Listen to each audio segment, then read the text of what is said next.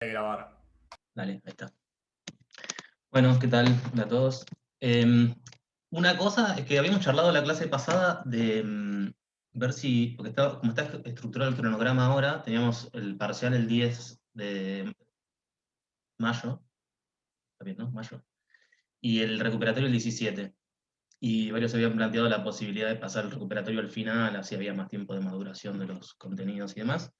Hablé con Diana y me dijo que no hay problema, así que em, en principio quedaría el parcial el 10, y después lo que vamos a hacer es adelantar todo el cronograma a la segunda parte, una clase, porque no va a haber, no va a estar el recuperatorio de forma inmediata. Y los dos recuperatorios van a ir al final. Así que en estos días voy a estar actualizando el cronograma. Em, bien, bueno, ¿cómo estuvo hoy la teórica? Hoy tengo entendido que Diana dio simetrías, ¿no? Y cantidades conservadas. Sí, Sí. Y pudo terminar y vieron, o sea, llegaron hasta el teorema de Nether. sí, Sí, bien, sí, sí. buenísimo.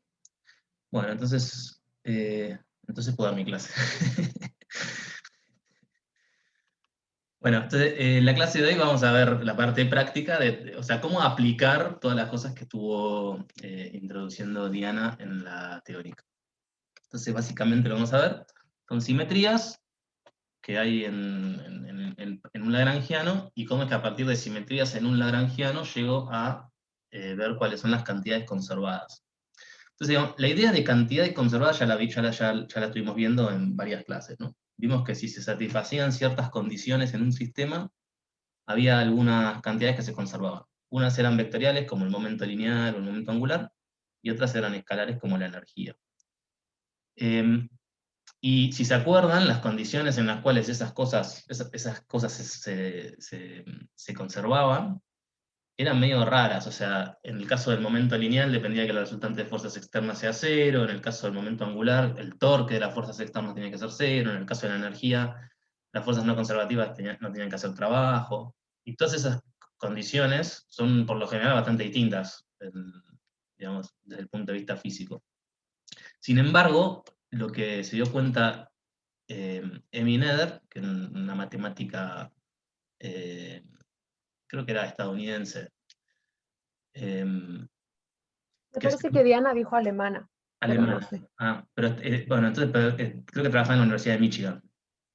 Probablemente sea alemana, sí. Pero trabajaba en la Universidad de Michigan, y según Einstein fue como la persona en la historia de la física teórica que hizo la contribución más grande en toda la historia. Básicamente porque hoy en día, como yo ya le dije, que la formulación lagrangiana es la formulación que permite escribir las dos teorías digamos, que gobiernan casi todo lo que conocemos, ¿no? Que son la mecánica cuántica y la relatividad general. Típicamente uno puede escribirse un lagrangiano, eso es como lo que define tu modelo, y a partir de ahí le empezás a dar a la maquinita, te calculas las ecuaciones de Lagrange, encontrás las ecuaciones de movimiento de lo que tengas, de tus partículas, lo que fuere. Puedes cuantizar en muchos casos el sistema y lo que vos quieras, pero lo interesante es que muchas veces el lagrangiano está definido. O sea, uno no tiene necesidad de dar el lagrangiano, sino que alcanza con decir qué simetría tiene el lagrangiano. Este, Porque muchas veces lo que pasa es que las simetrías definen unívocamente el lagrangiano. Y que si uno dice qué simetrías debería tener un lagrangiano, en muchos casos la intersección de todas esas simetrías te lo fijan completamente. Entonces lo que se suele decir es que lo que está gobernando la ley de la física es una estructura de simetrías subyacente, ¿no? Es como una estructura matemática que hay detrás de un determinado, bueno, de las leyes de la física. En el caso, por ejemplo, del modelo estándar de partículas, esas simetrías, los que estudiaron, no sé si ustedes vieron teoría de grupos, pero son los grupos unitarios del tipo U3, U4, son matrices unitarias de 3×3. Ese tipo de grupos son el tipo de grupos eh, o sea, cada elemento de ese grupo se corresponde con una transformación de las cantidades que aparecen en el lagrangiano, respecto de las cuales el lagrangiano es invariante. Entonces, muchas veces yo no me acuerdo exactamente cómo es el lagrangiano del modelo estándar, pero sí sé cuáles son las simetrías, y las simetrías están dadas por grupos matemáticos. Entonces, es como una forma todavía más simple de escribir las cosas. En lugar de decir exactamente cuánto es el lagrangiano, alcanza con decir cómo son las simetrías. El grupo se ve en álgebra 2. Bueno, no importa, igual es irrelevante para, para la clase de hoy. Lo que quiero remarcar es la importancia del tema que vamos a ver hoy, en el contexto de la física teórica en general. Bueno, y creo que, bueno, no sé si Diana les contó un poco la historia, pero a pesar de la genialidad que encontró Amy Nether, obviamente como era mujer, creo que nunca le dieron un cargo de profesor en la universidad. Bueno, lo que habrán visto en la teórica es que entonces simetrías en el lagrangiano se corresponden con cantidades conservadas. Simetría, digamos, por ejemplo, en el contexto geométrico, lo que es una simetría suele ser bastante intuitivo, ¿no? Por ejemplo, si tengo un cuadrado, el cuadrado es invariante frente a rotaciones de 90 grados, o a múltiplos enteros de rotaciones de 90 grados, o también puedo hacer reflexiones y girarlo así, y me queda exactamente el mismo cuadrado, y tengo distintos ejes respecto de los cuales puedo reflejar para que me quede el mismo cuadrado. Todas esas cosas son lo que se conocen como simetrías discretas. Y después tengo otras que son simetrías continuas. Por ejemplo, si tengo un círculo, lo puedo rotar a cualquier ángulo que yo quiera. Lo puedo hacer una rotación infinitesimal alrededor del centro, y lo que me queda es exactamente el mismo círculo. Entonces, la idea de simetría es eso, es cuando yo tengo algo, le aplico una transformación, pero el resultado de esa transformación me devuelve lo que tenía originalmente. O sea, una simetría es una invariancia, es algo que no cambia frente a una determinada transformación. Y lo que vamos a ver es qué tipo de transformaciones podemos aplicar en el lagrangiano para que no me cambie. Cuando eso pasa, automáticamente va a tener una cantidad conservada. Y lo que vamos a ver es que todas estas cosas que habíamos visto, como el momento lineal, el momento angular, o bueno, sus componentes en particular, o la energía, salen como cantidades conservadas a partir de simetrías en el lagrangiano. Por ejemplo, la conservación de la energía típicamente viene de lo que se conoce como simetrías en traslaciones temporales. Si ustedes agarran el tiempo y lo cambian por el tiempo más una constante, el lagrangiano muchas veces no cambia, y en ese caso la energía se conserva. Si agarran las coordenadas, por ejemplo, x, y, z, y lo que hacen es una traslación, es decir, que agarran x y lo mandan a x más una constante, si el lagrangiano no cambia frente a esa transformación, entonces lo que pasa es que se conserva el momento lineal en esa componente, en la componente x, por ejemplo. Y también lo que podría suceder en el lagrangiano, si se acuerdan, el lagrangiano depende de coordenadas generalizadas, que no necesariamente son componentes de posiciones. Si fuese un ángulo, por ejemplo, que yo lo mando al mismo ángulo más una constante y el lagrangiano no cambia, en ese caso tengo lo que se llama una simetría de rotación, y en ese caso la cantidad conservada es el momento angular. Y lo interesante es que todas estas cosas que nosotros vimos antes, y que se conservaban por cuestiones físicas distintas, en este contexto se conservan siempre por lo mismo, son simetrías matemáticas que tiene el lagrangiano. Entonces va a ser mucho más fácil estudiar conservación en la formulación, en esta formulación lagrangiana.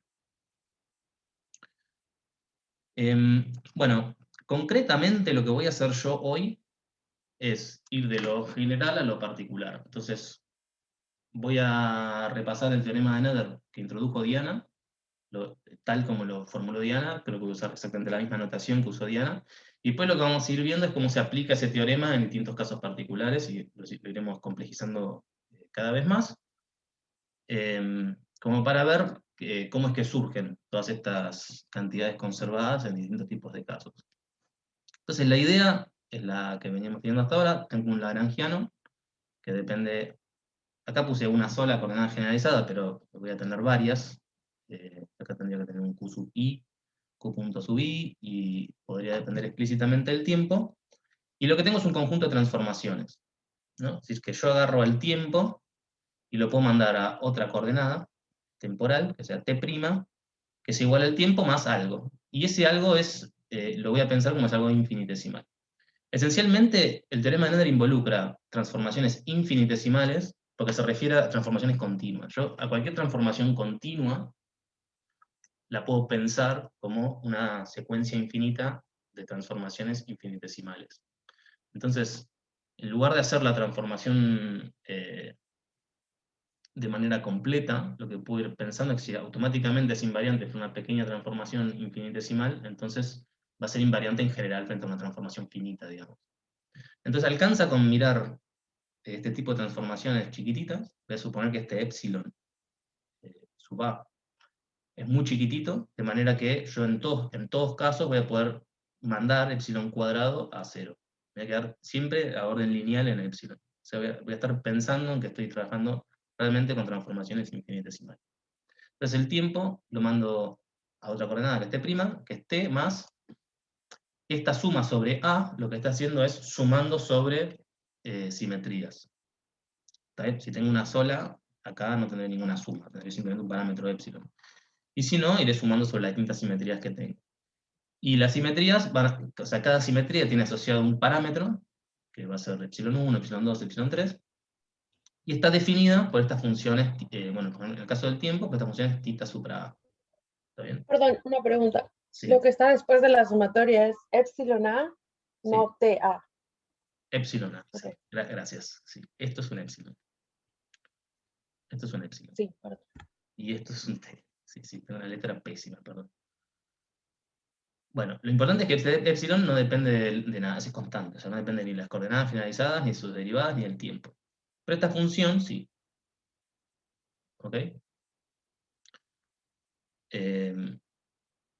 Bien, y lo mismo voy a tener para las coordenadas generalizadas. Ahora tengo una cierta cantidad de coordenadas generalizadas, las mando a un nuevo conjunto, que lo llamo Q', que de vuelta, esta es una transformación infinitesimal, así que va a estar muy próximo a las coordenadas anteriores, y este es epsilon A, esto también es epsilon, son los mismos que estos, son exactamente los mismos, y ahora lo que tengo es una matriz, ¿no? Porque esto tiene un índice sub i. Entonces, estas son las matrices que definen las transformaciones de las coordenadas generalizadas. Pregunta, ¿esto es exactamente lo mismo que escribió Diana en la teórica? ¿Usó estas letras? Sí, sí, literalmente iguales. Bien, perfecto. Bueno, entonces, la afirmación es que si ustedes agarran el lagrangiano y en el lagrangiano priman todo, todas las derivadas temporales, todo lo que aparece explícitamente en función del tiempo, todos los q's, todos los q puntos, le ponen una prima, y ahora usan cómo se relaciona t' como función de t, de q y de q punto, y q' como función de t, q y q punto. Entonces lo que tienen que ver es que si el lagrangiano en las coordenadas nuevas es igual al lagrangiano en las coordenadas viejas, más una derivada total con respecto al tiempo, entonces hay algo que se va a conservar. O sea, va a haber una combinación de todas estas cosas que dependen de Q, Q punto y T, que va a ser constante. ¿Está bien? Típicamente, en todos los ejemplos que nosotros vamos a ver, esto que está acá no juega ningún papel. ¿Está bien? El motivo por el cual uno le está pidiendo al lagrangiano, no que sea estrictamente invariante, sino que uno le da le da la libertad de cambiar a menos una derivada total, es que como esto está siendo integrado la acción está siendo integrada en el tiempo y nosotros estamos pensando en principios de mínima acción, si la acción cambia por una constante, la configuración que la minimiza va a seguir siendo siempre la misma. Para una discusión más detallada, yo les sugiero que vayan y miren a la teórica. Pero básicamente esto que está acá no es muy relevante. Lo que sí quiero que noten, porque lo voy a estar mirando en todos los casos, es qué forma tiene. O sea, porque le estoy dando una forma muy precisa. Estoy diciendo que el lagrangiano tiene que mantenerse invariante a menos de esto, que es la derivada total de una suma de estos epsilon a por estos fa. O sea que esto que está acá es la definición de estos vectores, f sub a. ¿Está bien? Entonces, si yo encuentro una transformación del lagrangiano que me devuelve el lagrangiano más una derivada total, yo voy, inspecciono esa derivada total y me fijo exactamente cuánto valen estos f supra A. ¿Está bien? Bueno, Entonces, si yo tengo esta situación, que tengo estas transformaciones que producen este efecto en el lagrangiano, fíjense que acá tengo la información de cuánto vale este vector θ, cuánto vale esta matriz K, y cuánto vale este vector F. Bueno, resulta que hay algo que depende de estas tres cosas, fíjense que acá tienen K, acá tienen θ y acá tienen F, que es constante. ¿Está bien? Bueno, lo que está contraído con esta matriz, y en este caso multiplicado por θ, son lo que se llaman el momento conjugado a la coordenada QI, o sea, este P sub I, es lo que se llama el momento conjugado a la coordenada generalizada Q sub I, y es básicamente la derivada parcial del lagrangiano respecto de Q punto, de Q punto I, o sea, de la derivada temporal de la coordenada generalizada QI. Y H es lo que se conoce como el hamiltoniano, y se define de esta manera. Es la suma de los momentos conjugados a la coordenada generalizada Q sub I, que es lo que está definido acá, por la derivada temporal de la coordenada Q sub I, menos el lagrangiano. ¿Está bien? Bien. Entonces, escrito así, parece una locura. Bueno, ¿cómo se me va a ocurrir a mí, dado un lagrangiano, qué tipo de cosas tengo que proponer acá para que todo esto suceda? ¿No? Porque necesito tener esta información para ver si hay una cantidad que es constante. Bueno, resulta que en los casos que vamos a ver, darse cuenta de cuáles son las simetrías del lagrangiano va a ser relativamente fácil. Obviamente va a requerir de práctica y de mirar casos, hay varios casos en la guía, pero bueno, lo que hay que hacer es sentarse y jugar, porque esto también tiene mucho de intuición. Pero bueno, vayamos, para no hacerlo, esto es lo más general que van a ver. O sea, después ahora vamos a ir a casos súper sencillos y vamos a ir viendo cómo se ve toda esta información en casos muy sencillos, como para que vean que se ve complicado, pero en realidad es simple. Primero pregunto, antes de ir a ejemplos, ¿hasta acá alguien tiene alguna duda con respecto a algo que está escrito o algo que dije? Y a mí en realidad no me terminó de quedar claro qué es θ A y K A, que en la teórica tampoco lo entendí, pero Ahora lo vemos con un ejemplo. bueno. Una pregunta. Sí, Las Q punto primadas, sí. ¿cómo se obtendrían esas? Derivando las Q primadas respecto a, no sé, ¿cómo se obtienen? Si vos tenés, por ejemplo, Q punto en el lagrangiano y querés encontrar su versión primada, lo que tenés que hacer es primar Q y primar la derivada temporal. O sea que yo acá no lo estoy escribiendo, pero si vos, por ejemplo, en el lagrangiano tenés una cosa así, no sé, por ejemplo, una masa con un Q punto, esto básicamente es la derivada temporal, déjame escribirlo así, de Q respecto de T, ¿sí? Bueno, Sí. el lagrangiano es básicamente agarrar esto y primar todo. Es la derivada Ok. prima respecto de T prima. Bien, ok. Bueno, Yo tengo una duda más. dale. Laura. Cuando Sí. dices momento conjugado, ¿puede ser lineal o angular? Sí, Depende de las coordenadas que estemos usando. sí. El momento conjugado a una coordenada direccional, como X, Y, Z, o sea, Ujú. que tienen unidades de distancia, van a ser momentos, es lo que nosotros conocemos como momento lineal. El Ujú. momento conjugado a una coordenada generalizada que es angular, por ejemplo, un ángulo, θ, lo que fuere, eso va a ser el momento angular, lo que se llama momento Ok. angular. Ok.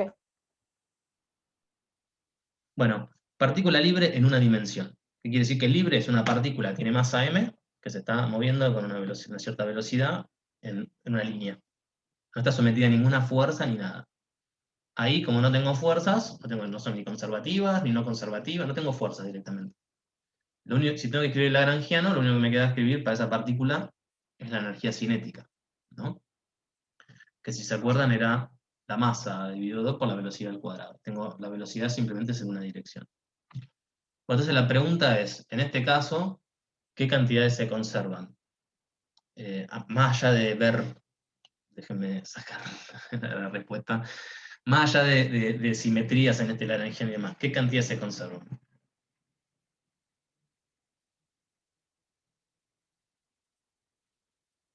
Angular, lineal, todas. Ok, es una Todo se partícula conserva. libre.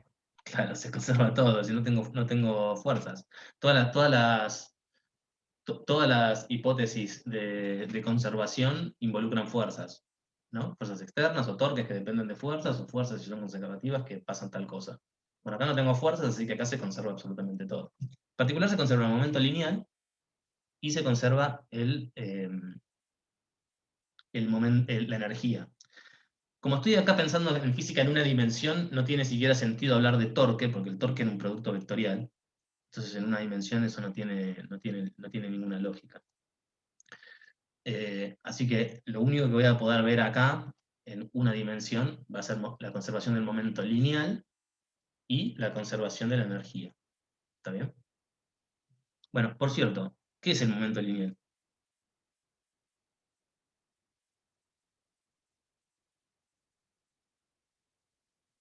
¿Cómo que es la formulita? Claro, ¿qué cosa es constante? M por B. Claro, m por x punto, en este lenguaje. Sí. ¿Y la energía? La cinética menos la potencial. Claro. No, la energía es cinética más potencial. La energía no es Ah, cinética menos potencial. perdón, Claro. esa es la En este gracia. caso, Sí. no hay energía potencial porque no hay fuerzas, lo único que tengo es la energía cinética, que es esta. O sea que en este caso la energía y la energía no son lo mismo. Bueno, veamos cuáles son las simetrías que tengo acá. Las dos simetrías que tiene esta Lagrangiana son las siguientes. Si yo agarro t y lo mando a t', que es t más una constante, en ese caso, este Lagrangiano se mantiene invariante, ¿no? Porque la derivada de t' respecto de t es 1. Entonces, si yo tuviese que cambiar t por t', me resulta gratis, absolutamente gratis. Y por otra parte, si yo mando x a x', que la defino como x más una constante, ¿no? Si yo me defino una nueva coordenada generalizada, que es x', que es la anterior más una constante, bueno, fíjense que como acá en el Lagrangiano aparece derivado respecto al tiempo, y epsilon 2 no depende del tiempo, entonces automáticamente esto también es una simetría, ¿no? O sea que tengo dos simetrías. Que t va a t', que se define como t más epsilon 1, es una simetría este Lagrangiano, que de hecho es una simetría estricta, no es que me da el Lagrangiano a menos de una derivada total, sino que me devuelve exactamente el mismo Lagrangiano. Y lo mismo con x. ¿Ok? Ahora, como me devuelve el mismo Lagrangiano, acuérdense que, o sea, si lo miro acá, o sea, estamos en el caso en el que cuando yo me escribo el Lagrangiano en términos de x', punto, t', tengo exactamente lo mismo que tenía originalmente. Esto no está. Entonces, de acá lo que leo es que estos f supra a son 0. ¿Está bien? Esto es lo que tengo escrito acá. Que tanto f1 como f2 son 0. Fíjense que acá tengo dos simetrías. Una y otra. O sea que cuando tengo esa suma sobre a, acá, esta suma sobre a, en realidad lo que tengo es que a es 1 y después le sumo a igual a 2. Veo un montón de cosas en el chat. Ah, alguien tiene problemas para escuchar. Me dice mi conexión hoy está terrible. ¿Me escuchan todos bien? Ahí salí, entré y te escucho. Pero no sé qué pasó con mi conexión. A mí, Yo te estaba escuchando bien. Ah, buenísimo. Hoy a la mañana yo tuve problemas de conexión, pero me avisaba Zoom que tenía problemas de conexión. Así que... Claro, puse un cartel, pero no entendí si era un cartel que estaba en tu pantalla y se estaba compartiendo o si era un cartel en mi pantalla. Yo en mi pantalla no vi nada. No, era mío, era mío. Ok. Perdón. Seguí. Dale. Una pregunta. Sí. La primera simetría, la de T, ¿es porque T no aparece? ¿Porque la energía no depende explícitamente de T? ¿Es por eso? No, o sea, la energía no depende de t a través de una derivada, ¿no? Esto es la derivada, x punto es la derivada de x respecto de t. Sí, Claro, si vos quisieras, si vos primás todo, déjame escribirlo de esta manera. Vamos así. Suponete que ahora, esto que está acá es lo que estoy llamando L, X y X punto, y T. Obviamente no depende explícitamente ni de X ni de T, depende solamente de X punto. ¿Está bien? ujú, Bueno, ahora yo quiero pasar a otro lagrangiano, que es lo que llamo el X', X punto prima, T prima, donde de vuelta, esto no me acuerdo quién había preguntado recién, este X punto prima es la derivada de X prima respecto de T prima. Bueno, ¿qué tengo que hacer? Agarro el mismo lagrangiano, esto déjame escribirlo explícitamente, esto entonces es M sobre 2 por la derivada, perdón, sí, de X respecto de T al cuadrado. ¿Está bien? Bueno, ahora agarro el mismo lagrangiano y lo que hago es lo primo. Todas las coordenadas generalizadas y el tiempo, le pongo una prima. ¿Está bien? Bueno, yo quiero ver si puedo escribir esto como función de esto. ¿Está bien? Si hay alguna relación entre x' y t' y x y t, que sea tal que esto que está acá sea lo mismo que esto. Bueno, yo la afirmación que hago es que si t y t' y x y x' se relacionan de esta manera, estas dos cosas son iguales. ¿Está bien? Por lo pronto, esta parte de acá, voy a borrar esto. Esta parte de acá es trivial de ver. ¿Por qué? Porque acá yo tengo la derivada de x' respecto de cualquier cosa, lo único que depende de esto es x, ¿no? Porque epsilon 2 es constante. Entonces acá da lo mismo a la x ponerle una prima que sacársela. ¿Eso lo ves? sí, Bien, entonces acá directamente la borro. Bien. Y la derivada de x respecto de t' es la derivada de x respecto de t por la derivada de t respecto de t'. claro, Pero la derivada de t respecto de t' es 1. claro, está bien. Entonces acá también da lo mismo sacarle el prima. Perdón, acá hay un cuadrado en todos lados. ¿Está bien? Sí, Bien. Entonces, las simetrías tienen que ver, que estas dos cosas sean simetrías tienen que ver con cosas distintas. En este caso es porque x está siendo derivado y le estoy sumando una constante. Entonces, nada, esto es una simetría de Lagrangiano por eso. Y en este caso es porque estoy derivando respecto de t, y entonces si yo quiero cambiar la derivada a un nuevo tiempo, lo que tengo que considerar es cómo se relacionan, cómo es la derivada de t respecto de t'. Y como es epsilon 1 es constante, entonces la derivada respecto de t es igual a la derivada respecto de t'. Y entonces fíjate que me quedó exactamente lo mismo, estas dos cosas son iguales. Entonces estoy en el caso en el que esto es lo mismo que esto. ah, está ¿Bien? bien. Bueno, Sí, esa simetría yo puedo hacer una sola de ellas o las dos a la vez, como yo quiera. sí, porque epsilon 1 y epsilon 2 son completamente independientes. Está bien, O sea, vos buenísimo, podés gracias. mirar, de hecho es lo que conviene hacer, conviene mirar las simetrías de manera independiente. Yo simplemente lo estoy escribiendo acá así, porque acá está escrito de manera general.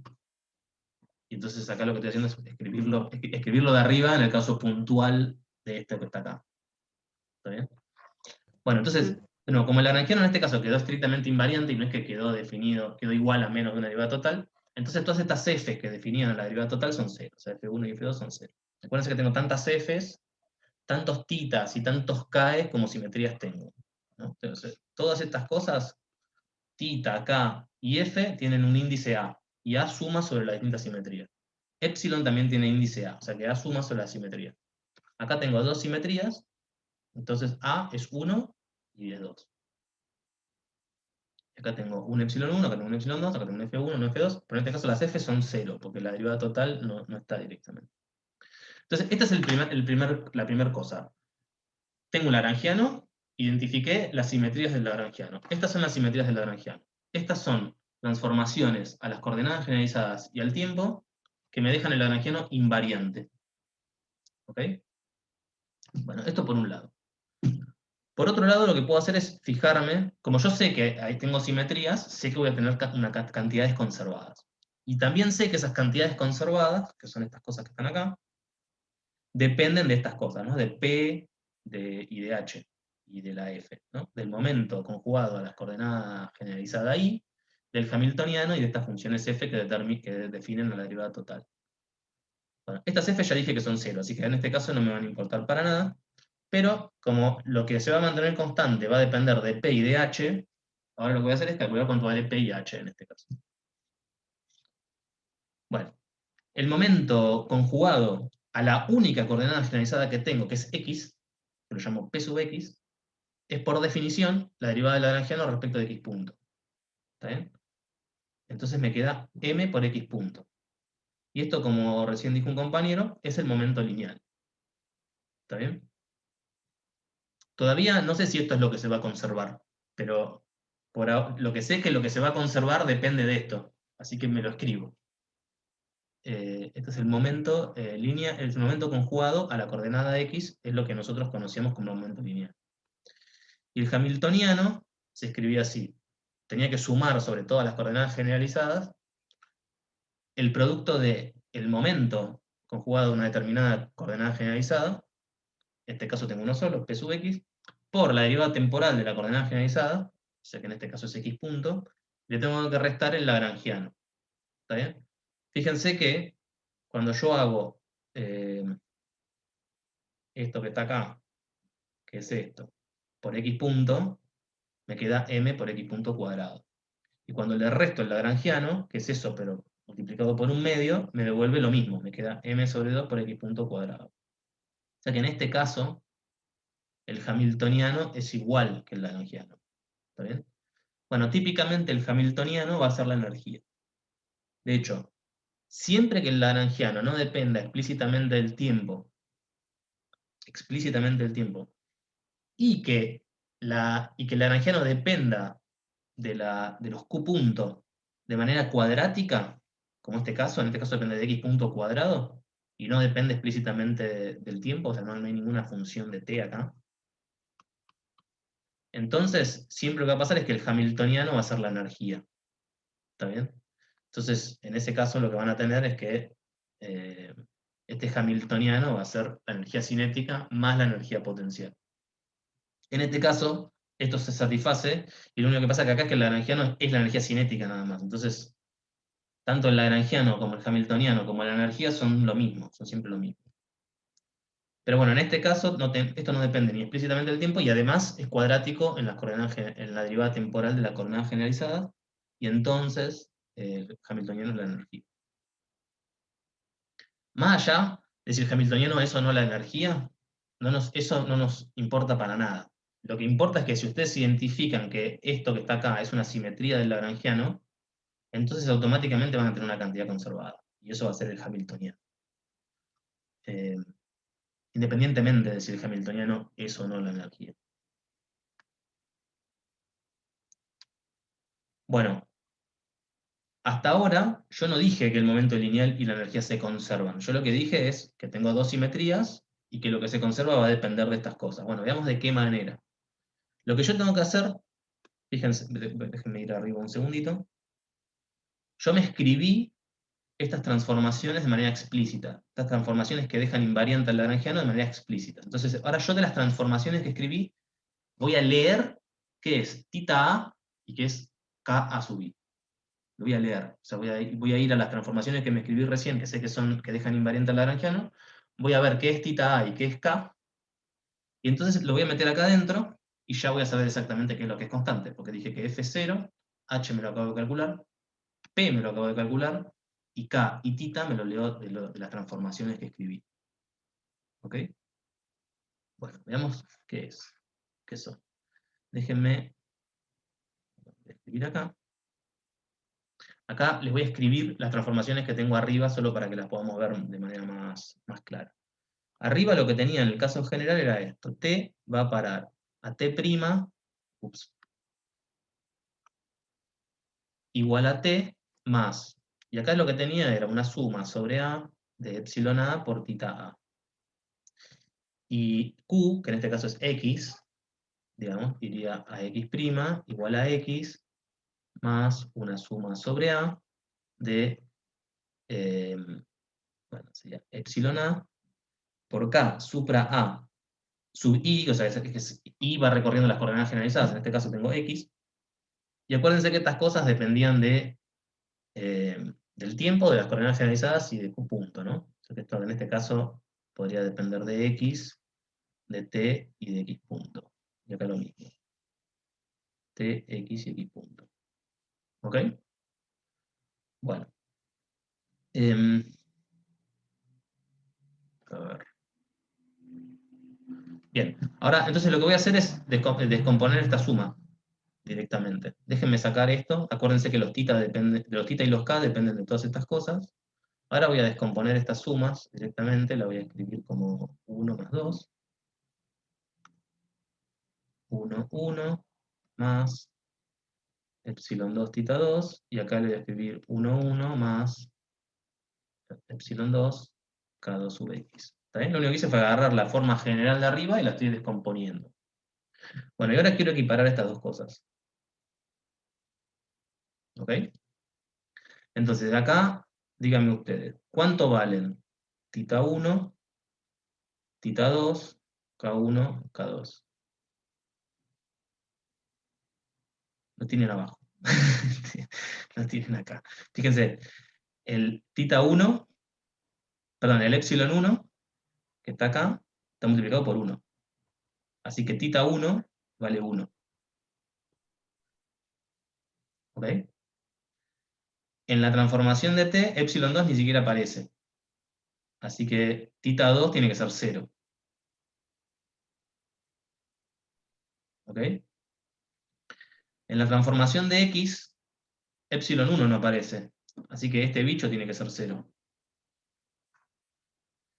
Pero epsilon 2 está multiplicado por 1, así que esto que está acá tiene que ser 1. ¿Ok? Entonces lo que estoy haciendo acá es simplemente lo siguiente. Estoy agarrando la forma general de las transformaciones, la estoy forzando a que coincida con las transformaciones que identifiqué, que dejan invariante al lagrangiano, y de ahí estoy leyendo todas estas cosas que aparecen en las cantidades conservadas. ¿Está bien? Bueno, déjenme entonces ver qué es lo que se conserva. Lo que se conserva es esto. Es P por K menos H por θ más F. ¿Está bien? Y fíjense que acá tengo dos ecuaciones, porque el índice A es un índice libre, y lo que va haciendo es me va marcando las distintas simetrías. Una va a ser la simetría de traslaciones temporales, que es la que va de t a t', y otra es la de traslaciones espaciales, que es la que va de x a x'. Acá tengo A que vale 1 o vale 2, según el caso. Bien, entonces, cuando A vale 1, lo que tengo es, fíjense, cuando A vale 1, lo único que me sobrevive es la parte que depende de θ 1, pero este se anula. Y acuérdense que las Fs eran 0, ¿no? O sea que F1 era 0 y F2 también es 0. ¿Ok?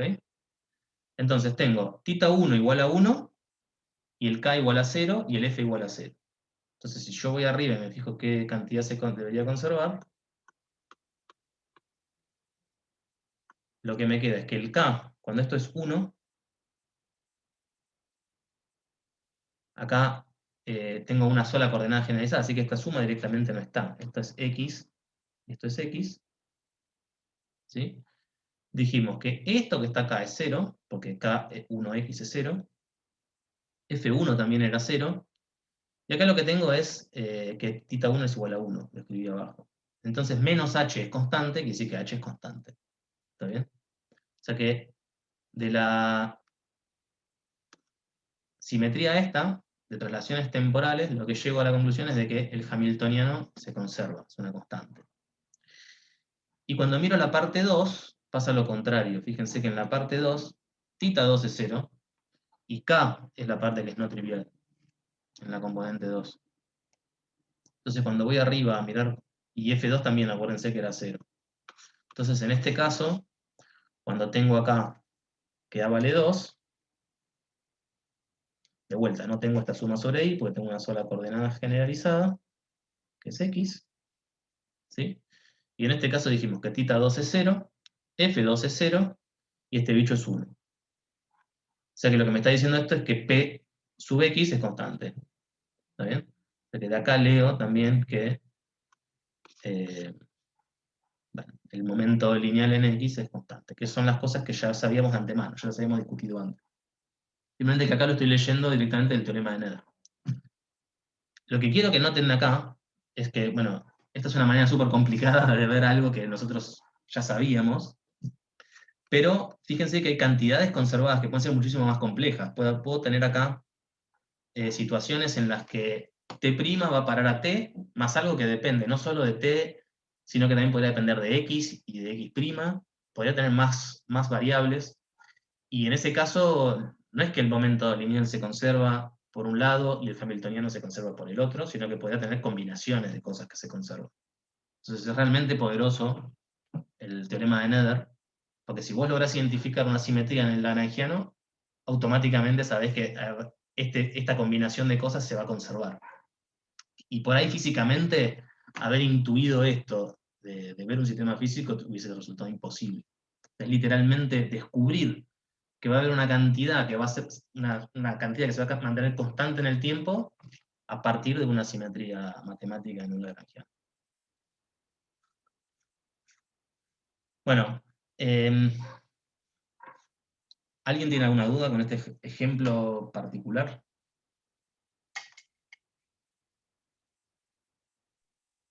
Yo necesito que repitas lo de, ¿viste lo que en simetrías está algo encerrado en un cuadradito?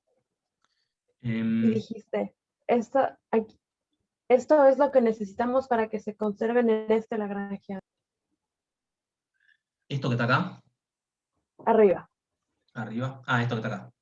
Ajá. Cuando Sí. escribiste las otras, las generales con K y Sí. Zeta, bueno, no sé qué letra es esa, pero cuando escribiste esa dijiste, ajá. Acá. ¿Por qué son especiales las que están remarcadas en el cuadradito? Porque esas se mantienen, esas conservan. ¿Estas decís? Ajá, ajá. Porque, digamos, ¿cuáles son las simetrías? Dependen de cuál es el lagrangiano. Yo lo que digo que estas son las simetrías de este lagrangiano. No es cierto Ok, que si vos agarrás entendí. este lagrangiano y para cualquier θ y para cualquier k le haces esta transformación, este lagrangiano va a ser invariante. Eso no es cierto. No, Lo único que es cierto es que el no sé. lagrangiano este se mantiene invariante frente a estas transformaciones puntuales. Ok, ok. ¿Ok? Otros lagrangianos se mantendrán invariantes frente a otras transformaciones. De hecho, no. Estas transformaciones por ahí no dejan invariantes a otros lagrangianos. O sea, cada Claro. lagrangiano tiene sus simetrías. Y todas las simetrías de los lagrangianos caen en esta estructura general. Ah, este es el caso particular. Ahí entendí. No entendí Entonces, esto es la lo más general que relación. te puedes escribir, y esto es un caso particular en el que estas cosas, θ y k, toman estos valores sencillos. Ok. Gracias. ¿Alguna otra duda?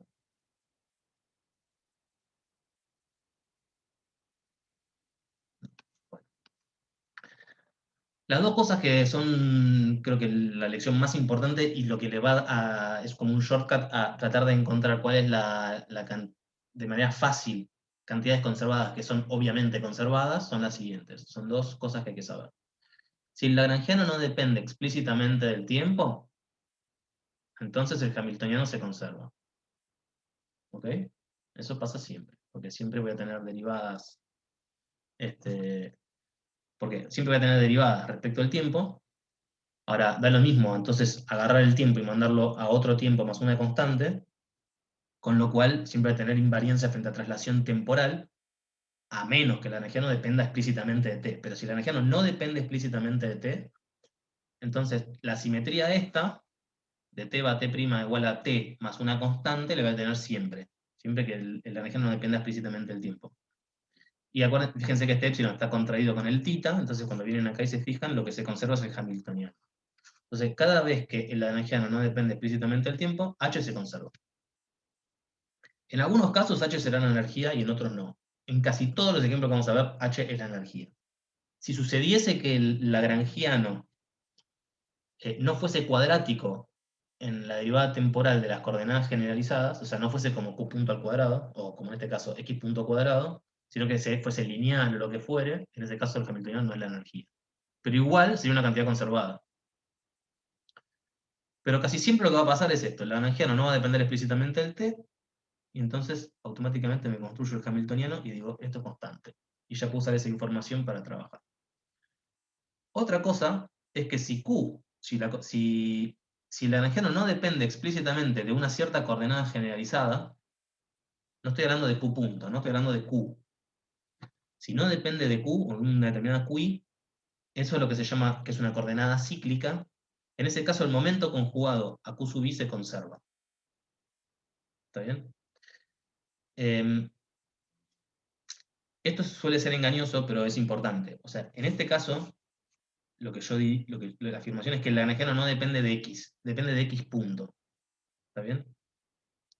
En ese sentido, es que el lagrangiano es el X es una coordenada cíclica, el lagrangiano no depende de X, y entonces lo que sucede es que el momento conjugado a X es una constante. Eso básicamente sale de las ecuaciones de Euler-Lagrange. Porque si ustedes tienen que la derivada del lagrangiano respecto de X es igual a la derivada respecto del tiempo de la derivada del lagrangiano respecto de X punto, si se fijan, esto es por definición P sub X, ¿sí? Acuérdense que el momento conjugado a la coordenada generalizada tal es la derivada del lagrangiano respecto de esa coordenada generalizada punto. ¿Está bien? Ahora, si el lagrangiano no depende explícitamente de X, como en este caso, esto no depende de X, esto es 0. Entonces, la derivada temporal de P sub X es 0, P sub X es constante.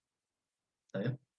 Son casos súper puntuales y particulares del teorema de Nether, que se repiten un montón de veces en muchos ejercicios. Así que esto conviene ya tenerlo en cuenta porque entonces automáticamente tenés información gratis sin hacer cuentas. O sea, yo miro el lagrangiano y digo, mira, no aparece t explícitamente en ningún lado, listo. Entonces el hamiltoniano es constante.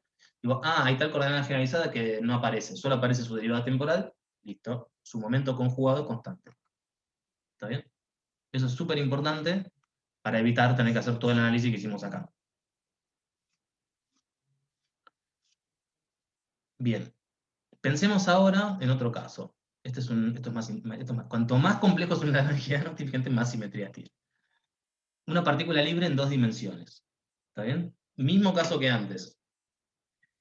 En este caso, ¿qué cantidades se conservan?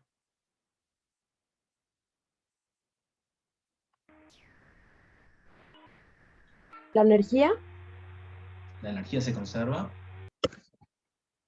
El impulso, todo sigue siendo una Todo se partícula libre. conserva. No tengo fuerza, de vuelta, no tengo fuerzas. Es una partícula libre y todo se conserva. Correcto. Bueno, fíjense que ahora sí me puedo definir un momento angular, o una componente de un momento angular, y entonces voy a tener 4 cantidades conservadas, que son la energía, el momento lineal en X, la componente X del momento lineal, la componente Y del momento lineal y el momento angular. ¿Está bien? De hecho, el momento angular respecto de cualquier punto, porque no tengo torques, no tengo fuerzas. Entonces, lo que voy a esperar es que voy a tener 4 simetrías. Entonces, voy a tener por cada simetría un parámetro que la realiza de manera infinitesimal. En este caso van a ser ε1, ε2, ε3 y ε4. ¿Está bien? Así que ahora vamos a ir viendo paso a paso cómo funciona. Bueno, lo primero. T aparece en el lagrangiano solo a través de derivadas. Entonces, esto es una simetría y está parametrizada por ε1. ¿Está bien? Después, X e Y, las dos están siendo derivadas, ¿no? Con lo cual, si yo agarro X y lo mando a X más una constante, o sea, lo aprimo y digo que esta X' es X más una constante, esto se mantiene invariante, y esto ni se entera. Y lo mismo pasa con epsilon, con Y. Si lo mando a Y más otro epsilon, más otra constante, esto se mantiene invariante, y este ni depende de Y, así que no se entera. ¿Está bien? Así que estas 3 simetrías son exactamente igual que antes. Literalmente igual que antes. Solo que, bueno, ahora tengo esta extra, porque ahora tengo este término, estoy en 2 dimensiones. ¿Está bien? O sea que tengo que T' va a T más ε1, eso es lo que se llama la invariancia frente a traslaciones temporales. Y después tengo la invariancia frente a traslaciones espaciales, que es que X' lo mando a X más epsilon. Bueno.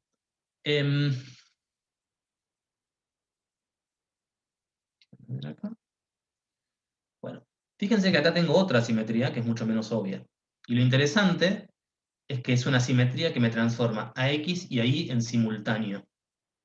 Me manda X a X', que es X más algo que depende de Y, pero a la vez, en simultáneo, me manda Y a Y', que es algo que es Y, más algo que depende de X. O sea, que es algo que me mezcla X e Y.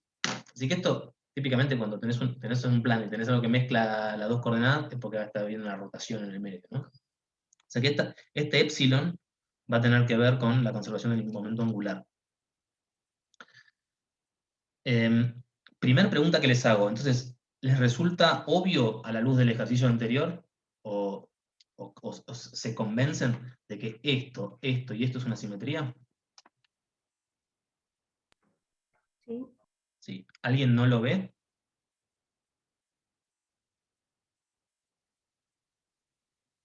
No me convence el signo del menos. No, por eso. De esto olvídate. Estoy pensando en estas simetrías.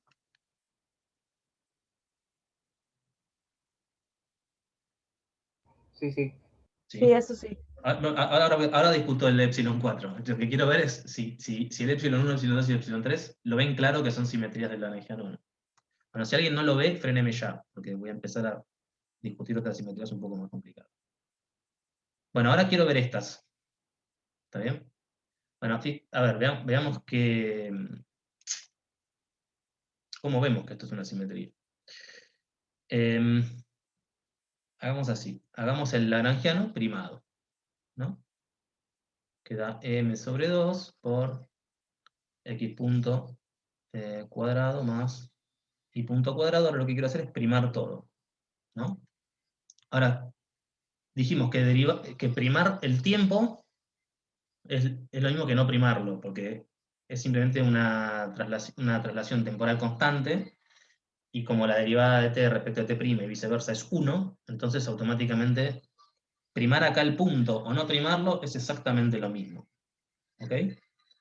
O sea que esto es, básicamente, lo mismo que m sobre 2 por la derivada respecto de t, de vuelta, yo puedo acá poner t' o t y me da lo mismo, de x' al cuadrado, más m sobre 2 por la derivada respecto de t de y' al cuadrado.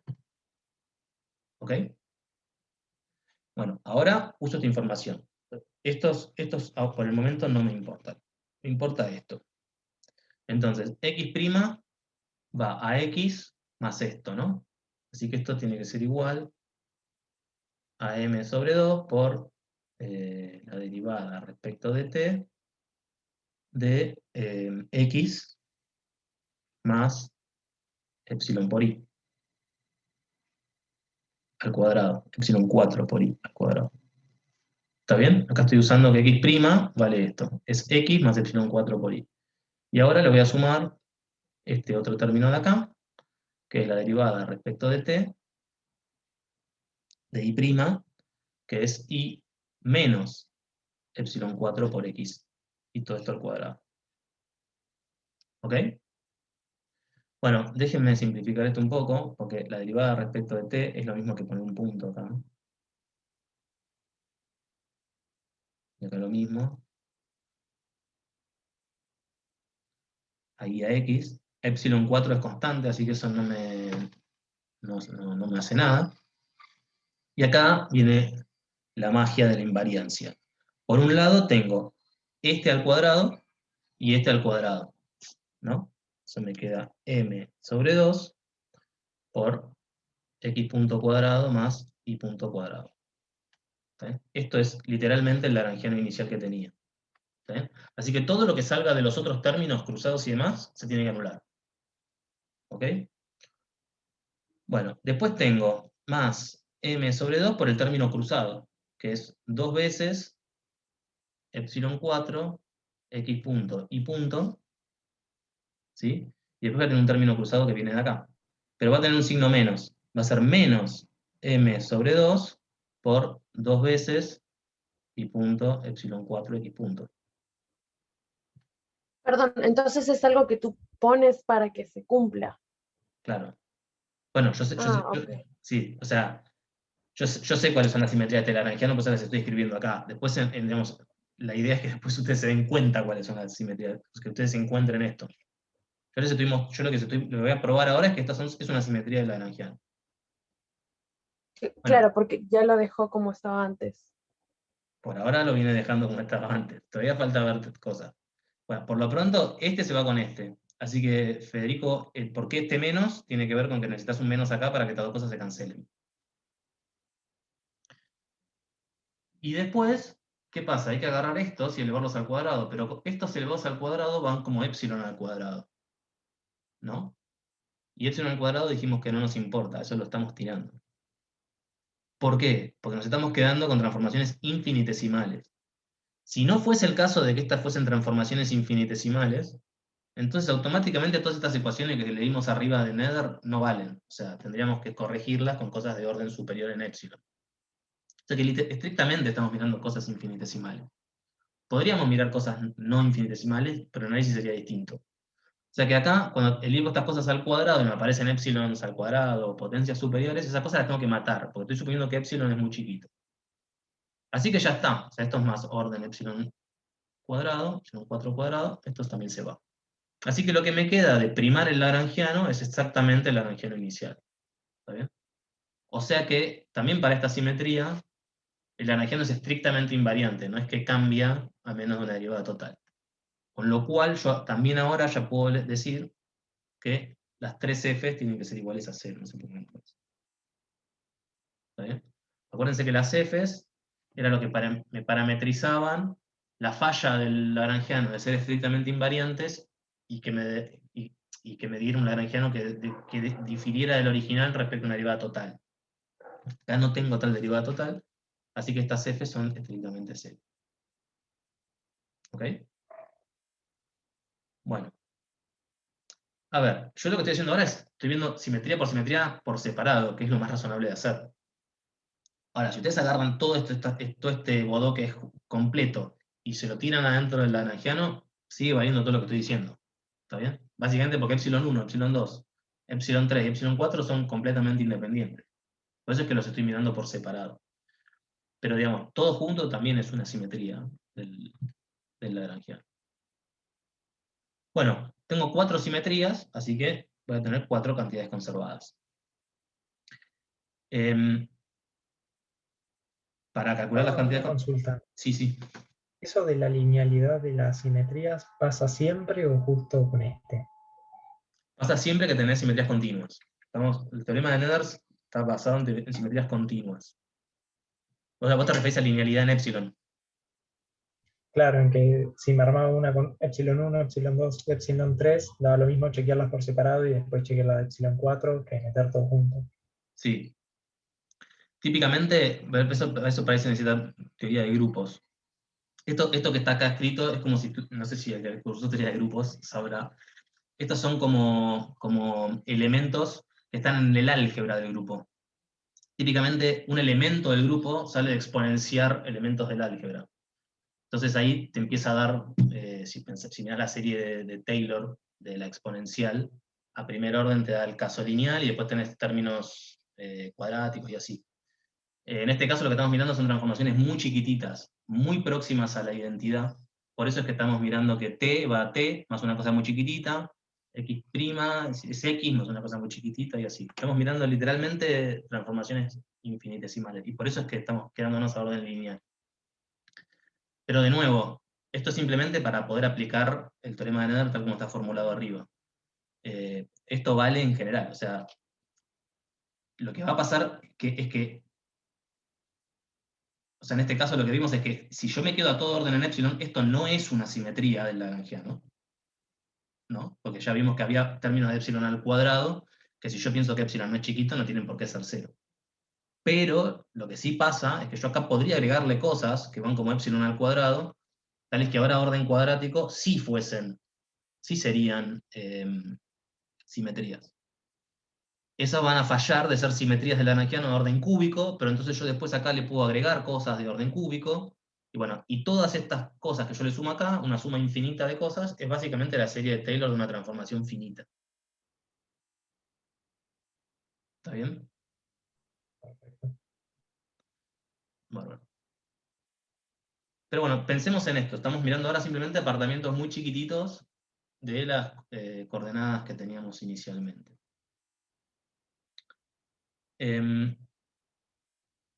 Bueno, entonces van a haber cantidades conservadas, me tengo que calcular todas las cosas que intervienen en las cantidades conservadas. Esos son los momentos conjugados, que es, en este caso tengo dos coordenadas generalizadas, que son x e y.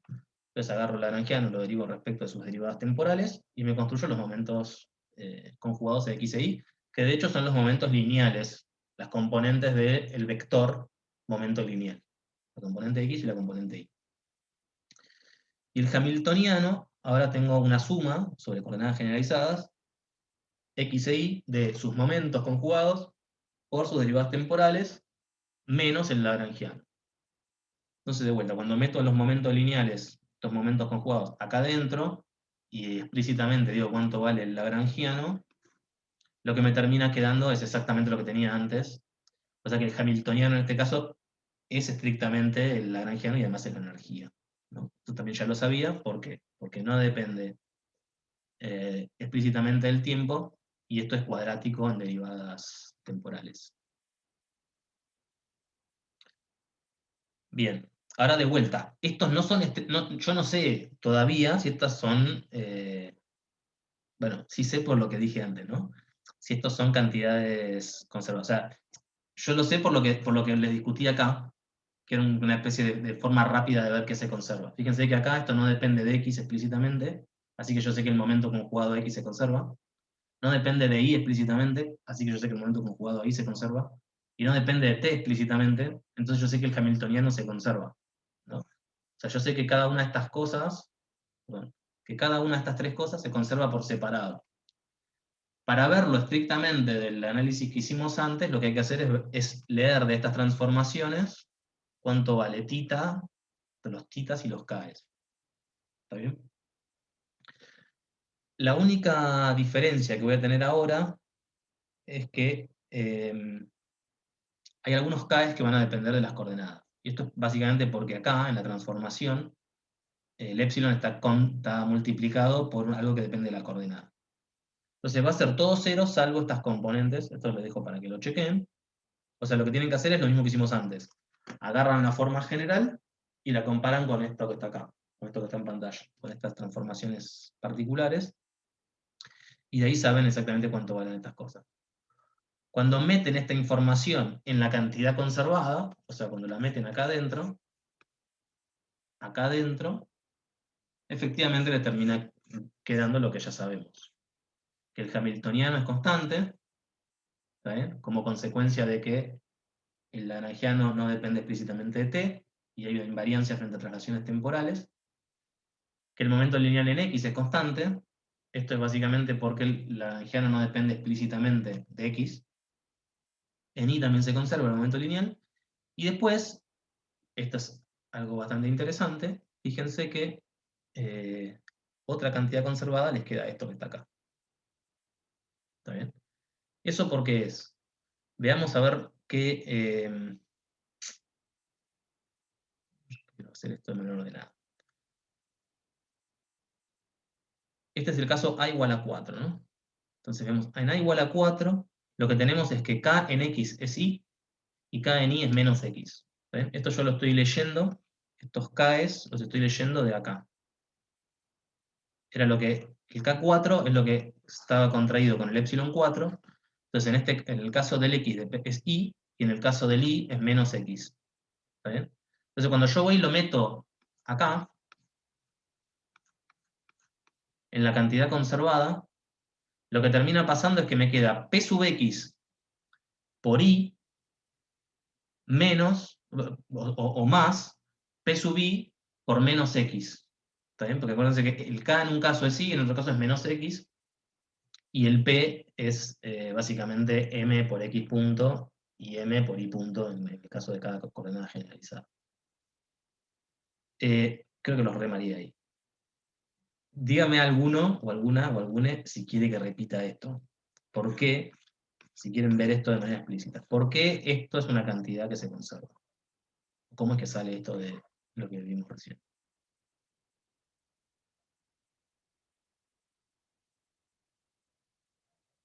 ¿Le resulta obvio? No, puedes subir a donde se ve. ¿A dónde? Perdón. Sí, a donde se ve qué es lo que se queda, Mira, lo que queda constante. lo voy a repasar porque creo que no se entendió. Dijimos que x' va a x más una suma de cosas que eran epsilon sub a por k a sub i. ¿Está bien? Bueno, o en este caso por x. Bueno, en este caso lo que estoy mirando es el caso 4, ¿no? Así que lo que tengo es que k sub x4 es i, que es lo que está multiplicando el epsilon 4. Y para el caso de i, lo mismo, el k sub i4 es menos x, que es lo que está multiplicando el epsilon 4. ¿Ok? Entonces, de ver esta contribución y esta contribución, lo que leo es cuánto vale el k sub x4 y el k sub i4. ¿Ok? Como además t no depende del parámetro epsilon 4, yo sé que los θ van a ser 0. Y además, yo sé que los f son todos 0. ¿Está bien? Entonces, déjenme escribir acá, voy a usar arriba. Entonces, acá yo leo que k sub x4 vale i. De acá yo leo que k sub i4 vale menos x. ¿Sí? Y además yo sé que p sub x es m por x punto, y p sub i es m por i punto. ¿Ok? O sea que esta información la saqué de acá, y esto es simplemente la definición de los momentos conjugados. ¿Ok? Y, perdón, que de acá no que en t no aparezca epsilon, que en t no aparezca epsilon 4 significa que θ 4 es 0. Así que acá lo puedo escribir. θ 4 es 0, y de acá lo que tengo es que f4 es igual a 0. Esta es la información que necesito. Así que, espera, déjame borrar. Ahora me haces preguntas si no se entiende, pero déjame cerrar la idea.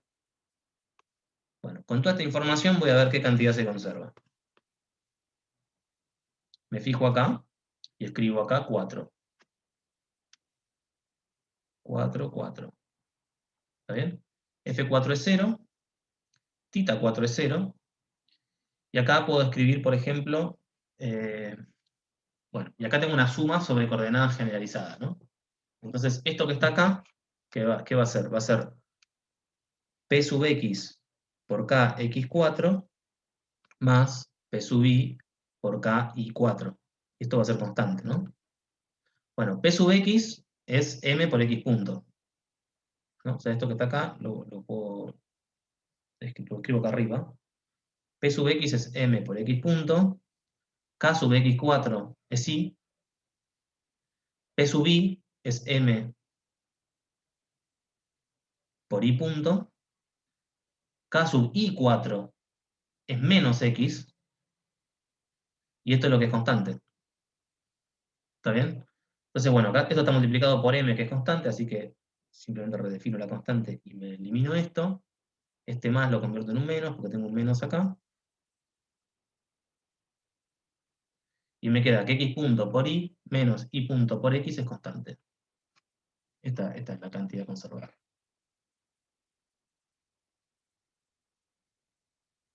¿Ok? Sí, a mí me quedó más claro. Bárbaro. Sí, sí. Bueno, entonces, veamos ahora que esto que está acá es efectivamente el momento angular. Porque bueno, fíjense que esto es básicamente es como un producto vectorial, ¿no? Entre la posición y el momento.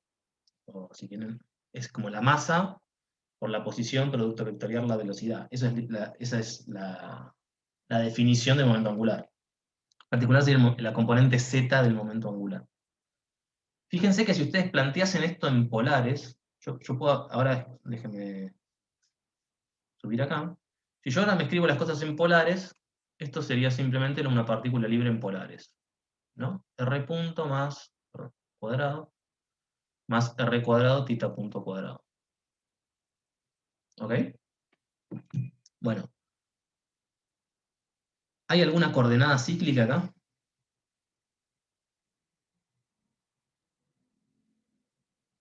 Ahora cambié mi conjunto de coordenadas generalizadas. El lagrangiano es el mismo, sigo teniendo una partícula libre en 2 dimensiones. Pero ahora en lugar de trabajar con X e Y, quiero trabajar con R y θ. Solo Tita. tita. Tita no es cíclico. Θ es una coordenada cíclica. Entonces, Pθ, que es la derivada del lagrangiano respecto de θ punto, va a ser constante. ¿No? Bueno, ¿cuánto vale la derivada del lagrangiano de θ punto? Es simplemente m por r cuadrado θ punto. ¿No? Bueno, esto es estrictamente el momento angular. Si van a la guía del momento angular, van a ver que este es el momento angular respecto del origen del sistema que ustedes toman para las coordenadas polares. Bueno, esto es, además, y para ir menos evidente de ver, exactamente lo que hemos escrito abajo. Es esto de x por y punto menos y por x punto. De hecho, si ustedes escriben x como r por coseno de θ e y igual a r por seno de θ, y se escriben esto, chequenlo que les va a dar exactamente esto. ¿Está bien? Entonces, no importa en qué coordenadas uno se escribe el lagrangiano. En todos los casos va a haber una simetría. Lo que pasa en este caso es que como escribirse el lagrangiano en coordenadas cartesianas suele ser más difícil, o sea, suele ser más fácil ver cómo es la conservación del momento lineal en las distintas componentes, x e y, pero es más difícil ver cuál es la conservación del momento angular. Son coordenadas feas para estudiar momento angular. Pero si ustedes escriben el lagrangiano en coordenadas polares, es mucho más fácil ver que se conserva el momento angular. Y en todos los casos se llega siempre a la misma información, ¿eh? Solo que en algunas coordenadas es más fácil ver simetrías que en otras. Acá en coordenadas polares es obvio que se conserva un impulso angular, porque θ aparece automáticamente como una coordenada cíclica. ¿Está bien?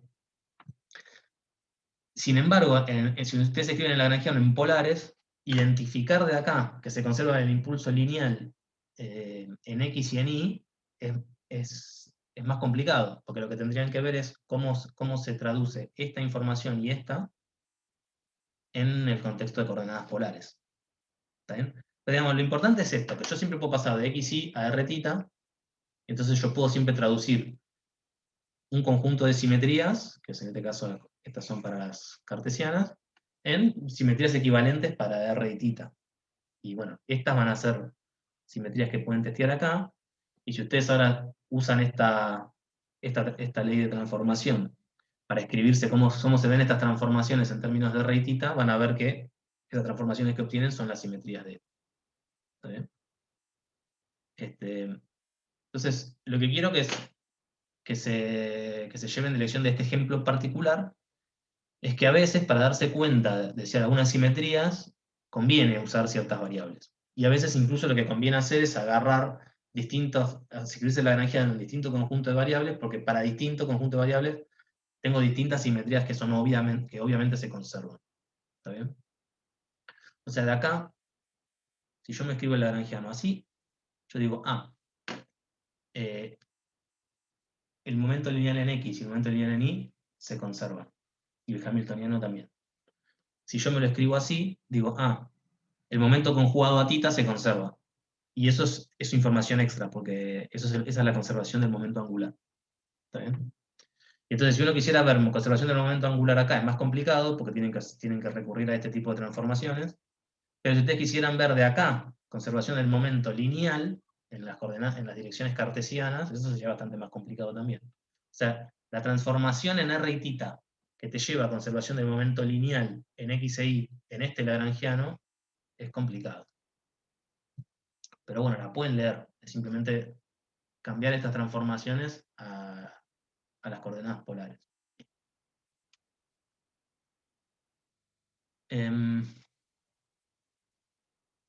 ¿Sí, algo más para decir de este ejemplo particular? No. Bueno, ahora sí, escucho consultas sobre este ejemplo particular, o dudas, o si quieren que repita algo.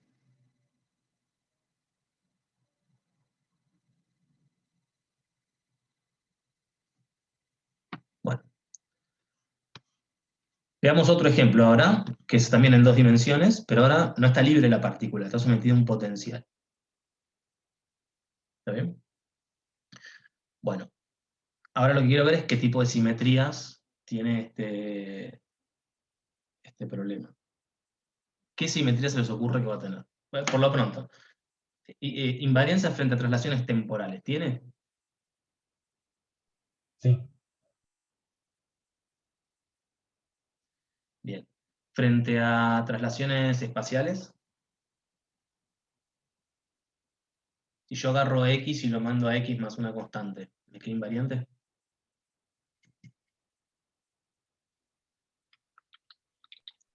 Creería que No no, se sabe por pero el podrías potencial. arreglar el I también, ¿o no? Claro, perfecto. Si yo agarro, a priori eso va a depender de B, ¿no? Pero digamos, si yo agarro X y lo mando a X más una constante, estoy cambiando el argumento de la función, el valor de la función va a cambiar. Entonces, el lagrangiano no necesariamente va a quedar invariante. Pero bueno, tratemos de ver cómo tendría que ser. O sea, si yo mando X a X', que es X más algo, y quiero mandar Y a un Y', que es Y más algo. ¿Qué tengo que poner acá para que este argumento quede invariante?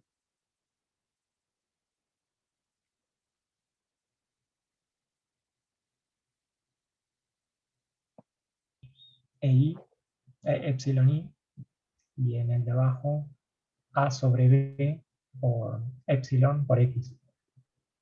A ver.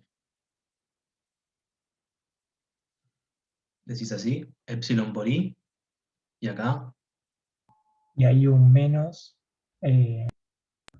epsilon por X X por A sobre B. por A sobre B. A ver si está bien. Sí, creo que está bien. Sí, está perfecto. O podrían poner, supongo que acá, un B y borrar esto. Es lo mismo igual. O sea, eso sí, es completamente irrelevante. Porque eso simplemente o sea, qué es lo que hacen depende también mucho o sea, estos epsilon están definidos a menos de no, digamos, yo lo que tengo es, en el caso del teorema de Nader, tengo un epsilon por el K, o el epsilon por un tita, ¿no? Entonces, bueno, yo podría rescalear este, a expensas de rescalear este, y esto me queda invariante. Entonces, este es el caso, vos me habías dicho esto, que divide acá. Bueno, podría mandar epsilon a b por epsilon, entonces esto se elimina y acá me multiplica por b. O puedo mandar epsilon a epsilon sobre a, en cuyo caso esta también es una simetría.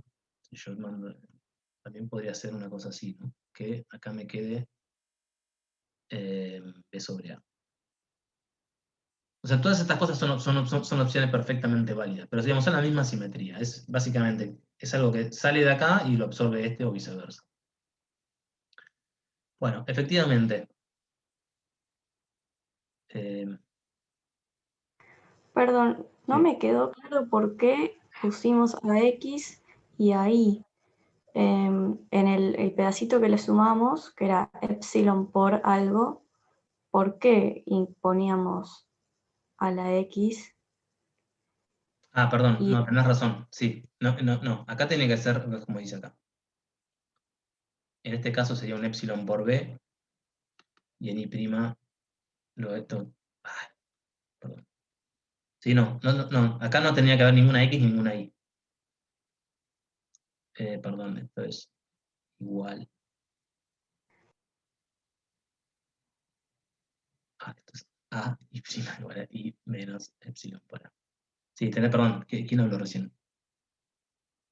Alina. Alina, sí, perdón, tenés razón. Acá no hay que multiplicar ni por x ni por y, porque efectivamente, o sea, esto simplemente, si yo hago este cambio, entonces lo que pasa es que ax más b por y va a parar a ax' más b por y', que es igual a por x más epsilon b, más b por i menos epsilon a, ¿no? Entonces, efectivamente, este se va con este, y me queda exactamente lo que tenía inicialmente. ¿Está bien? O sea que el argumento este me queda automáticamente invariante, y efectivamente, esto más tiene que ser constante, porque fíjense que si no, esto no sería invariante. Claro, eso iba a preguntar. Sí, sí, No, ok. exactamente. Bueno, fíjense que entonces, ¿qué es lo que está haciendo? El potencial me está manteniendo una suerte de invariancia frente a traslaciones, pero me vincula las traslaciones en X con las traslaciones en Y. Ya no son más traslaciones independientes. ¿Está bien? Porque el potencial depende de esta combinación particular de X e Y. Bien, entonces efectivamente tengo estas simetrías. Por un lado, tengo invariancia frente a traslaciones temporales, ¿no? O sea, si yo mando t a un t' que sea t más epsilon o lo que fuere, valoramos una constante. Como esto depende solamente, como esto no depende explícitamente del tiempo, me queda invariante, o sea que el hamiltoniano se conserva. La otra transformación que me mantiene las cosas constantes es que x va a x más epsilon b e y va a y menos epsilon a.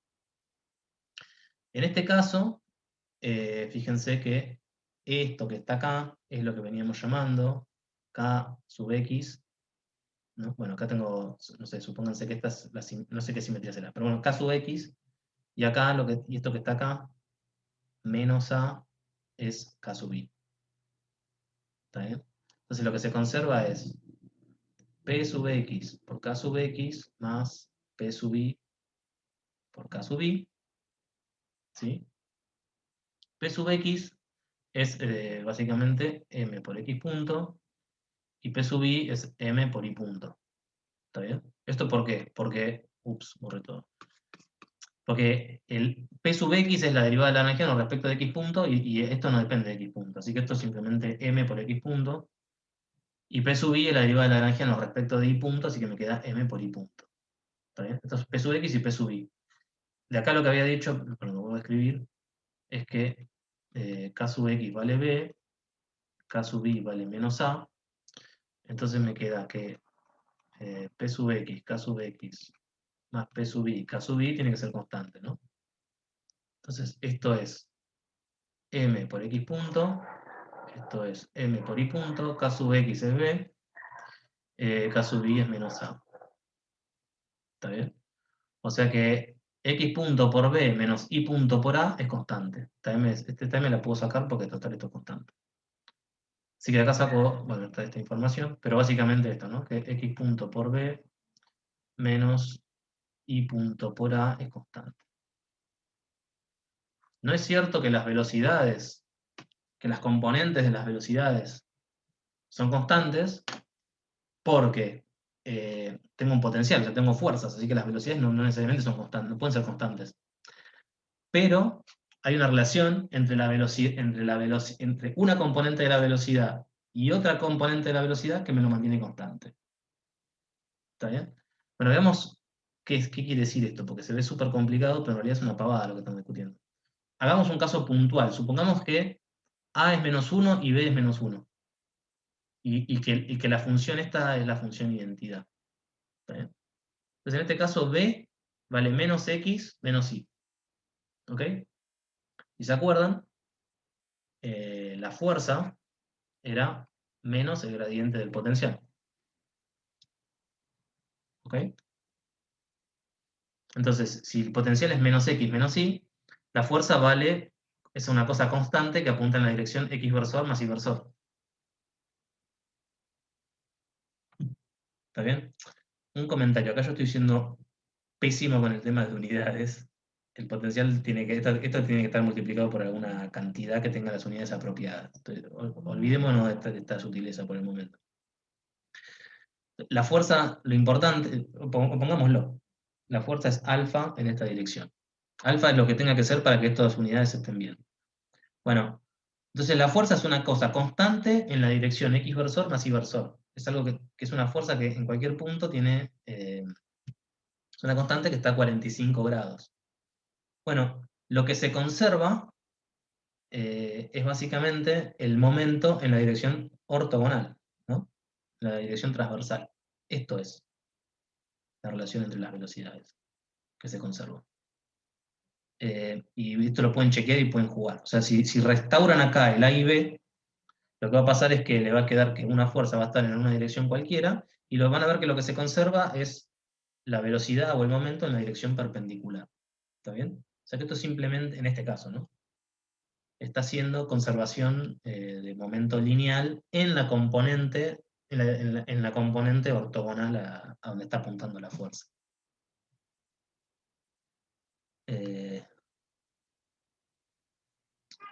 Por poner otro ejemplo, supónganse que supongamos que B es igual a 0 y que el potencial es simplemente algo por X. Bueno, en ese caso, la fuerza va a estar apuntando en X versor, ¿no? Pero si B es igual a 0, lo que está diciendo es que el momento en Y se conserva. Entonces, si la fuerza está en X, la velocidad en Y va a ser constante, porque no va a estar siendo acelerada la partícula en esa dirección. Bueno, esto se puede ir viendo caso por caso, digamos, pero la forma general de verlo es esto, que si el potencial depende de esta forma de X y de Y, entonces automáticamente yo sé que esta cantidad siempre se va a conservar. Bien. A ver, ¿algo más? Bueno, veamos ahora una forma de potencial que dependa distinto de X e Y. Supongamos que depende de X cuadrado más Y cuadrado.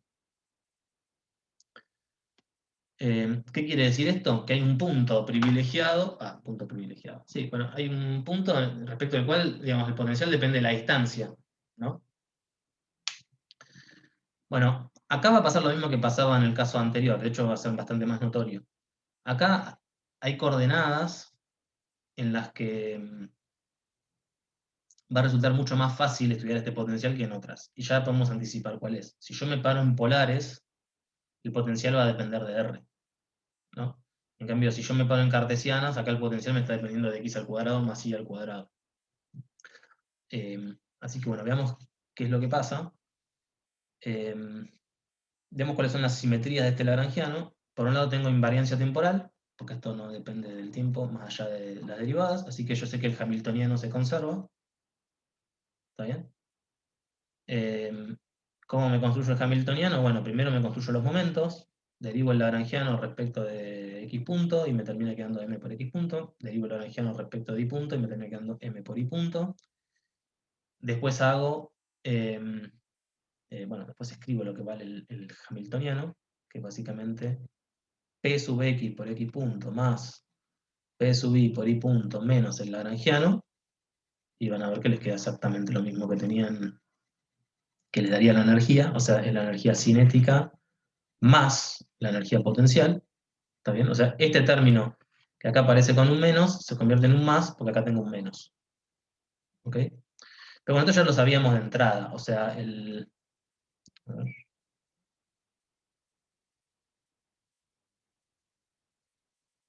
Sí. Ya sabemos de entrada, porque acá, digamos, tengo una fuerza central que es conservativa, ¿no? Y entonces, como no tengo fuerzas no conservativas acá, yo sé que la energía se va a conservar. Así que es razonable que el hamiltoniano se iguale a la energía, porque ya sé que de antemano que tengo una cantidad conservada. Otra simetría que tengo, que es bastante más fea de ver acá, es simetría de rotación, ¿no? Como el potencial depende de la distancia de la partícula, la posición de la partícula al origen, porque depende de x cuadrado más y cuadrado. Si yo ahora agarro y la roto, manteniendo el radio constante, la energía no me cambia, ¿no?